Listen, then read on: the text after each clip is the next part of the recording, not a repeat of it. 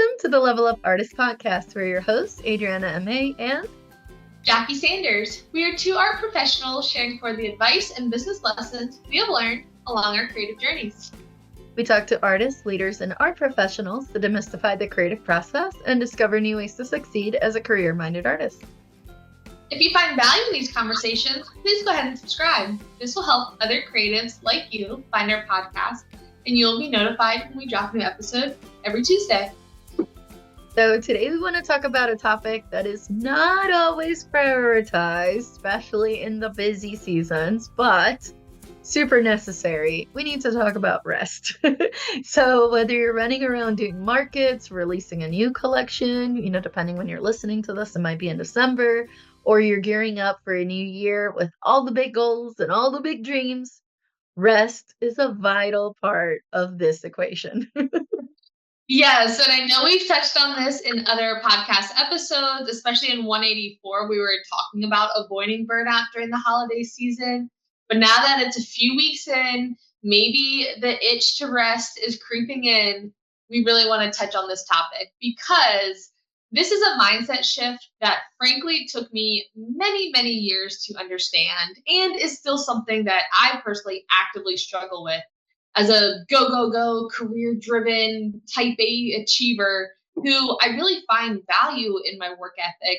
But this is something that I understand is kind of the opposite of what needs to be happening. It can be helpful to think of rest not as the opposite of work, but in fact, it really is the fuel behind being able to do good work, both personally, both in our art businesses and in our studio practices. If you're exhausted and depleted of energy and you're trying to make the best painting of your life, odds are it might not happen during that painting session. So really shifting your mindset of thinking of not just looking at your work ethic, but also thinking about what is your rest ethic, which is something I don't think is talked about very often. Yeah, that's true. So in this episode, we're going to plan ahead for the holiday season, the downtime that we may perhaps be gifted, and try to explore what rest truly means to each of us, because obviously everybody's going to define it differently. Some of the main rest categories, if we want to call it that, are going to be, some of them are a little more obvious, like physical or mental rest, but some of the other ones on the list are going to be sensory, creative rest, emotional, social, spiritual, and we're going to be diving into some of these, of course. Yeah, and for each of these, you can also think of there's an active rest or a passive rest, which we're going to talk about today, because this is a distinction, again, that I felt like was kind of mind blowing to me when I first really thought about it and started doing research on it, but it makes so much sense. So thinking of active rest as something that recharges your energy levels by keeping the mind and body gently moving, activated, and engaged without causing that fatigue or overstimulation. Versus passive rest, which is, I think, what most people think of when they hear the word rest, involves kind of complete disengagement, allowing for really deep recovery and restoration. Often thinking of this as like minimal to no energy exertion. And it can be really important, especially if you have hit one of those levels of burnout where you need, okay, I'm on the couch for 3 days, just not doing anything. But understanding that active rest and passive rest are both completely valid forms, and it may depend on your personality type as to which one is better for you. There's no right or wrong answer. And also depending on the phase of life that you're in, one may be more important than the other. So understanding those two differentiators can be important too. Yeah, and ideally, as we get deeper into this, you'll be able to incorporate both into your routine on a regular basis to avoid periods of total burnout. I mean, that's really what we're trying to avoid here. You can do your best creative work when you are rested enough. And sometimes if you go into burnout territory, it's so much harder to get out of it once you're in it. So we're Yeah. trying to keep you like at good, decent rest levels. But let's kind of dive into this a little bit deeper. So what do active and passive rest look like? We're going to go over a few of the ideas. So let's start with physical. Yeah. And again, it's because this is different for everyone. We're just going to go through it as a list. So, from a physical rest standpoint, the passive rest, which is, again, I think the traditional view of what physical rest would look like, would include catching up on your sleep, prioritizing naps throughout the day, laying down on the couch, really doing that full body recover or healing of physical exertion or fatigue. I know we can probably all relate to that feeling after a long day at a market, standing on your feet all day. You're like, I'm just going to sit on this couch and not do a thing. Versus there's also active physical rest. So prioritizing light activities such as stretching, yoga, going on daily walks to improve that circulation and flexibility without overexertion. I know for me, having a regular gym routine, going on evening runs, playing in a volleyball league, these aren't traditionally like that sit on your couch doing nothing rest. But when I am in that healthy state of a workload, these are forms of active rest that really help me recharge. They help me shut off my brain and are often the moments that I really do have the most creative breakthroughs. So, although it's not extreme physical exertion, it's active rest for my body and my mind. Which also brings up another tip when it comes to your physical rest is prioritizing your sleep, which obviously can be very important.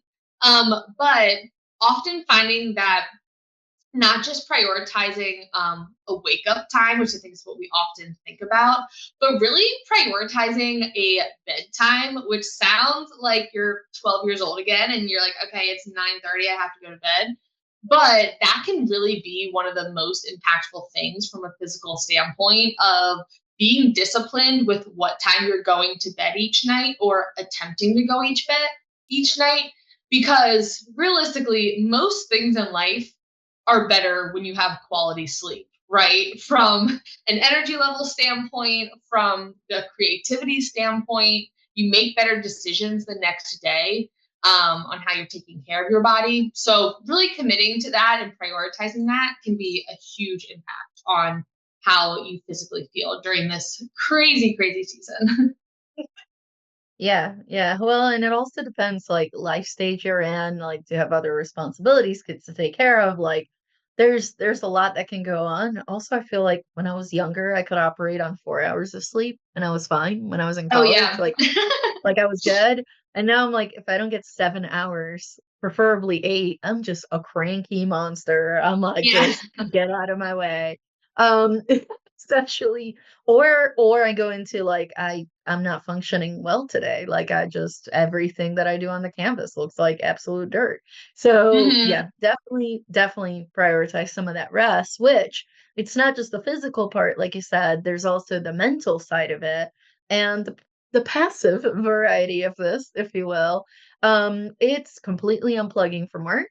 Yes, completely unplugging from art, from screens, any mentally taxing activity, basically allowing your mind to wander or be in a state of relaxation. You know, some of you that may remember life before electronic devices in everybody's hands, you know, and you looked out the window and you listened to the birds and felt the breeze in your hair and just looked into the nothingness for a few minutes. Like that is a way that your brain recharges, right? So there is that. And then the active version of doing it, I feel like it's a little bit more intentional, but this is when you're doing mindful activities like guided meditation. So you're following along. You're doing journaling, maybe you're doing puzzles that help you provide with a mental break and you're not fully disengaged. And I will say for those of us that have neurospicy brains that are going 500 miles an hour, I feel like the active version tends to be a lot more helpful because I can kind of give my brain a break while maybe I'm doing something like doodling for no reason, whatever. I mean, something may come out of it, but I'm not giving myself that pressure. I'm just like thinking about something, maybe recalling a childhood memory or whatever it is, but it's not like we are meditating right now and that is all we're doing. And it's just like let's call it like multitasking in a way. And it can actually be a way of letting my mind rest. It's just whenever those thoughts come in of like the to-do list for my business or for my art practice, I gently shove them out of the way. Yeah. Try to think of other things to give my mind a little bit of a rest. So manifests itself in different ways, of course. Yeah, and I think that one thing that goes very hand in hand with mental rest can be sensory rest also. So just being intentional with the physical environment that you're in. Um, because from a passive standpoint, this could really be minimizing any sensory input. So um, obviously what you're seeing, what you're smelling, what you're feeling, such as like dimming your lights, reducing the visual noise, maybe organizing your space, like spending that time in a really quiet and serene environment can really help calm your mind, because oftentimes it can be very overwhelming. So if you're already stressed, if you're already exhausted, then having sensory rest can be put you in that meditative state or help you with the mental rest. Um, and this can also include, as you mentioned, Adriana, kind of a detox from whether social media or just screens in general, which goes into more of the active rest of engaging in activities like nature walks or intentionally choosing to put on music that is more calming and less overstimulating, choosing to read a book over scrolling social media to where you're still engaging your mind, you're still engaging the environment around you, but you're intentionally choosing things that are more calming and restful than overstimulating and like reacting to everything that's happening to you. Yeah. Another one that as artists, especially, we need to be mindful of is going to be creative rest. If you're always trying to squeeze everything about out of the creativity machine, it's going to run out. You need to have inputs and outputs, right? There's mathematical equations to this. I'm kidding. But the passive version of this would be taking breaks from creating or trying to problem solve, which I feel like is the number one job we do as artists. We're always problem solving. To allow your mind to recover and restore creative energy. Um, I feel like just doing other types of stuff, just kind of helps with that. And like I said, try to shut that off a little bit. And then the active version of that, I feel like it's when you're just doodling or painting, maybe you're playing a musical instrument, maybe you're assembling something, I don't know. But it's like more relaxed, pressure-free environment where you can stimulate some of that creativity and joy, but you don't have an expectation of outcome. I feel like art workshops can be a great way to do this, especially if it is not in your style and you're just there to learn. Like I don't do watercolors like hardly ever. So I'm going to go do a watercolor workshop for fun. Does it have some carryovers to what I do? Yeah, always. But I'm not going there because now I'm going to be adding watercolors to my repertoire, if you will, to my body of work. I'm just going there for fun. So, like, taking some of those expectations away while still practicing, some creative endeavors can be really helpful. I feel like another big tip that comes with this is going to be surrounding yourself with other forms of inspiration, whether it's art or music or nature. I will caution on this one though. It's like this is like intended more to be restful for restful sakes, if that makes sense, not to gather inspiration for your work. So this can be hard for Yeah. some of us because I can go like, oh, I'm gonna sit in hammock by a lake and I'm gonna have a book on my lap and I'm going to rest from painting and not do anything, right? Like just have fun and chill. And then I'll see something across the lake, and suddenly there's this idea in my brain of a painting that I want to do. Anyways, that's really hard. Write it down, try to put it away in your brain, and then just go back to restful mode if you can. If you can. But yes, this is the version of like, I'm going to do something else to give my brain some rest from always being like, ooh, that shape in that tree would be perfect in the next painting. And then if I shape it like this, it's basically trying to get a break from that, like, your brain engineering what your next piece of work looks like. So yeah, give it a try. Yeah. Yes, because I feel like as humans, but especially as creatives, we're always taking in information of inspiration, visually, energy. You're always just consuming the world around you. And that is what creates our body of work, which is amazing and it's such a gift. But the reason for actively choosing these periods of rest can be helpful with restoring because we don't realize how much energy that really takes. And I think a big part of that too, that artists are especially prone to is the emotions of the world. So intentionally trying to set boundaries and taking emotional rest. So um, passively would be avoiding emotionally charged situations or practicing self-care routines like deep breathing, silent meditation to try to restore that emotional balance versus active emotional rest can be having that tough conversation with a family member or a friend that you've been kind of putting off because you've been avoiding it or engaging in those self-reflection practices that allow for an emotional release or renewal such as journaling, really practicing self compassion and acknowledging your feelings, leaning into the really supportive relationships in your life, or maybe even setting boundaries to protect that energy. Those are all active things that you can do to ensure that your space is more rest focused emotionally, whether it's permanently, which would be great, or at the very least for a period of time when you need to restore yourself before diving back into a situation. Yeah, and for that one, if you have the support of a mental health professional, this is something they can definitely help you with Absolutely. and give you guidelines and give you ideas on how to handle. But you can literally just tell them, like, hey, I just, you know, emotionally overcharged and I'm in the middle Yeah. of the busy season and all this stuff is just piling on top. How do I take a break from this? Yeah. So definitely something that mental health professional can help you navigate. Um, hopefully you have one, hopefully you have one. But if not, obviously family and friends can be helpful too. Um, Another type of rest is gonna be social rest. So for the hermits in the group, hello. This one's not too hard. The passive version of this is basically choosing solitude or alone time. Yes, please. Where you are away from social interactions to recharge one's social energy. For those of us that are more on the introverted side of things, we recharge by being by ourselves or just being with like our one person, like our significant other, and then we're just like, and our pets, and we're like, good. And, then we can go back and talk to other humans. The active version of this may involve spending time with friends or supportive communities or being in supportive community settings that can uplift without draining energy. Even as an introvert, I actually agree with this.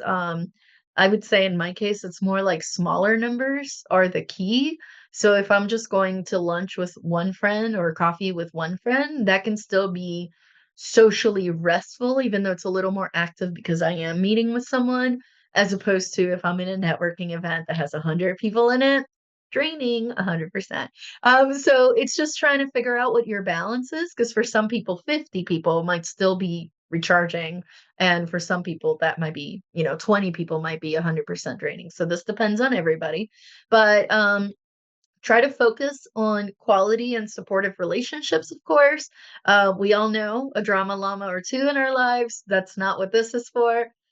We love them too. Just this is not social rest. So please, take a break from that if you can, especially during the busiest season. And try to focus on positive and uplifting social interactions. And we're not talking toxic positivity or anything like that. We're just talking like keep it wholesome if you can. Honestly, I don't know out of your group of friends, there's like that one person that's like a good listener and you can lean on them, when things are getting a little overwhelming, reach out, maybe just go out for a coffee or something and, listen to each other, of course, and that can help. That can help. Sometimes just having that extra pair of ears, if you will, that maybe, especially if they're creative too, especially if they do markets too, someone that you can kind of have shared experiences with, and yeah, it'll give you a little bit of a relief from the stress you may be feeling. Absolutely. And one last form of rest that we wanted to make sure we touch on is spiritual rest.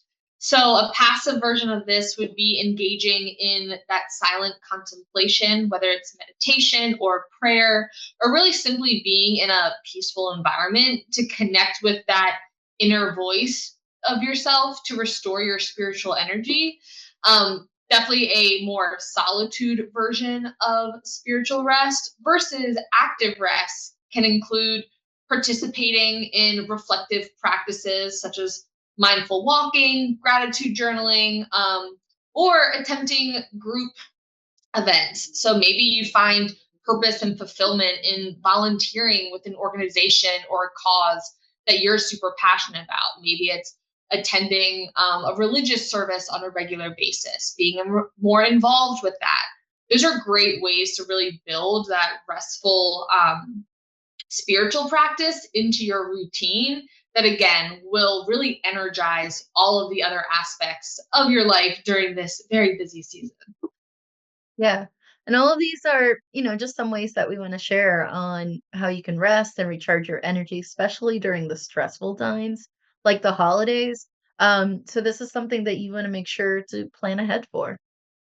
Yeah. So whether it's active or passive rest that you want to focus on, remember, ideally, you'll be able to incorporate them both into your routine on a regular basis because depending on your specific personality, depending on what's going on in your life, both are going to be needed. So, up next, we're going to talk about how we plan on resting during this holiday season. But first, a quick word from our sponsors. This episode is brought to you by our Level Up Artist resources. We understand that life as a modern artist can be both exciting and overwhelming. Plus, there's a lot of information out there, but what do visual artists actually need? We've spent countless hours of trial and error, weeding through tons of information to find the gold so that you don't have to waste time going down those endless rabbit holes. We created a library of PDF resources with bonus videos that cover everything from artist documents to exhibition prep, social media to technology, sales strategies, and artist mindset, several templates, and more. Ready to get started? Head on over to levelupartist.com/shop to level up your creative career today. Welcome back, everyone. So, this holiday season, although it's going to be very chaotic and already is underway, there are a few things that I do have planned personally for rest during this time. That I'm definitely a person of system and structure. I find that when I get stressed, I even become more so lenient on structure. So, a few things that I have that I'm really focusing on now, which have been making me feel so good and have really made such a difference, I think, with my stress levels during this time, especially comes from the physical and mental rest standpoint, is having a regular gym routine. I'm typically in the gym 6 days a week, lifting or doing a HIIT workout, and also incorporating running more into my routine. After recording this episode, I will have run my first 10K race, which is very exciting. And then I'm also starting training for a 10-mile race, which I'm not a huge runner naturally, I guess. Everyone knows those people that just like, oh yeah, I just ran like 14 miles. And you're like, what are you doing? But I have found that from an active rest standpoint, it's been super helpful for me to get out of my own mind because otherwise it's just to do list, structure, schedules, Google calendars, the whole thing. But having that time to really mentally rest and meditate has been a game changer for me. Also try to incorporate things from a sensory standpoint. So rather than having like a reality TV show on the background, I'm having more calming music, really decreasing the amount of TV time that I'm watching. Or if I'm watching it, trying not to be doing four other things at the same time. I'm intentionally watching a show or intentionally getting work done. Because oftentimes I can try to multitask and then that leads to me getting very overwhelmed. Also, leaning in from a spiritual, emotional standpoint to journaling more, really sitting in those quiet moments, listening to my inner flame, as I call it, and not consuming as much of the world around me is helpful. And a big thing for me recently has been what I call like defining my personal identity pillars and like my values that honestly I think are starting to be incorporated into my art making work, which is very exciting. But really leaning into brainstorming and thinking about, okay, who am I? What do I represent? What do I value? And how are the choices of my life um, reflecting that as well. So this also includes, of course, scheduling that downtime to sit in the quiet, to sit in the contemplative moments, which from a social standpoint means blocking off time on my calendar. And really prioritizing the friendships and relationships and social gatherings that I feel like energize me. I am, I guess, different in the creative sense in that I am a huge extrovert. I love people, I love meeting people, but especially during the holiday season, there could be 5 things any given day or night that you could be committed to. So try to be conscious of that, of not feeling obligated to have to do anything, but making sure that when I'm going to a social event, I'm actively choosing to be there and really setting those emotional boundaries as needed. So finally, during this creative time or during this crazy time, from a creative standpoint, I'm really trying to stay in that expansive mindset. Really looking forward to the beginning of the new year in terms of, okay, what is to come? Thinking about new products or new income streams, new parts of my business. And so, luckily, a lot of what I had focused on from a holiday gift giving selling standpoint I actually completed in like August, September from like a making the object standpoint. So I'm leaning in creatively of there's nothing I have to make right this second. I'm allowing myself to play, experiment for turning it into maybe a series in the new year. So stay tuned for that. I'm very excited about it. How about you, Adriana? What does rest look like for you during this holiday season? Every year's a little different, but I will say physical wise, I want to do a little bit more like walking in nature and being able to do a little more yoga. I want to pick it back up again. Definitely time on the motorcycle. I really enjoy. Definitely gives me some of that, like it's more of an active rest in a way, but I'm focusing on something else, if you will, and there is a physical element to it, so it's nice. Mentally, I definitely want to do more camping. I love camping for unplugging, for having that time on the hammock with a book, or doing a little more journaling or a little bit more, well, sometimes just stargazing or just looking up in the trees, just nature admiring. Is that a word? We're gonna go with that. So mentally, that's something I'm looking forward to. Sensory wise, along the same lines, spending time in parks, spending time. I love arboretums and like big gardens and things like that where I can observe nature, I can be immersed in the surroundings. Screen time is minimal. Like, yes, I'll whip it out to take a photo or a video here and there, but for the most part, it's just about being in the now and appreciating, and I don't know, I feel it like it's very fulfilling. Um, and then again, kind of like I mentioned earlier, very tempting to catch everything that I want for future paintings, but I try to keep that under control as much as possible. The urge to collect, all the ideas that are floating around me. Creatively, doing some painting and sculpture experimentation, I've always found helpful to block off some time for that. I feel like the busier we get, the harder it is to have literal playtime or experimenting time, where the intention is to evolve, not necessarily to incorporate into the body of work or try to sell it later. So I found that it's when it gets the busiest, it's the most helpful, at least for me creatively, to block off time just to play and experiment on purpose, even though I'm feeling the pressure of like, but I have to finish this application, but I have to send this, but I have to take this photo. It's like, yes, but Like, even if it's 10 minutes in the morning, you can just doodle for a little bit, like, you can do that. Um, from an emotional standpoint, having more conversations with friends and family that are a little bit more about reflection and gratitude. I feel like I could always do better with that, just to say how much I love them and how much I appreciate them, and less about the art or business. I know there's like this kind of temptation because they will ask you, "What are you up to?" Right? To kind of focus on that, but to turn it around and be like, "How are you doing? Like, how's your life? Like, what are you into these days? What's your latest favorite thing you cooked?" Like, it doesn't have to be, existential questions. Like, just, be a kind human to another human kind of thing. So I think that would be good. Um, from a social standpoint, I'm already a hermit pretty much. So I'm kidding. I do try to go out and be intentional as well as to which things I want to go out to. Obviously, I do want to go to just about every meeting or opening or things I can think of where my friends are having their workout there.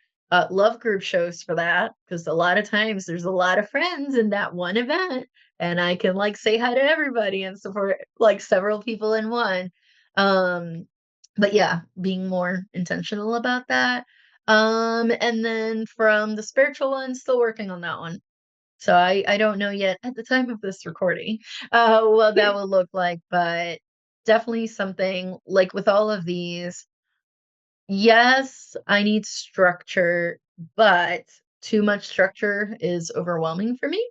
So instead of being like, I'm gonna block off the time for the physical one and for the mental one and for the creative one, I am giving myself the freedom to just say like, I'm blocking off, I don't know, Wednesday mornings during the busiest time of the season if I can, and up until noon, I will give myself zero things to do. Like any meetings, any client things, no. No, it's blocked off. It's me time. And whether that manifests itself as I just want to turn off all the lights and turn off the alarms and put the blackout curtains and just sleep in that day on purpose, or I'm going to go meet a friend with coffee and not think about how many hours we're going to be out for. I want to give myself the permission to block off sometimes, especially in the busiest time of the year, to say, no, no, no, I'm saying no to everything else. I'm going to be intentional about this. And hustle and bustle can get to the best of us, even if we try to keep it at bay. But I want to have an intentional time block here and there to be like, no, I'm just going to say no to all that and just be, at least for a few hours. First of all. Yeah.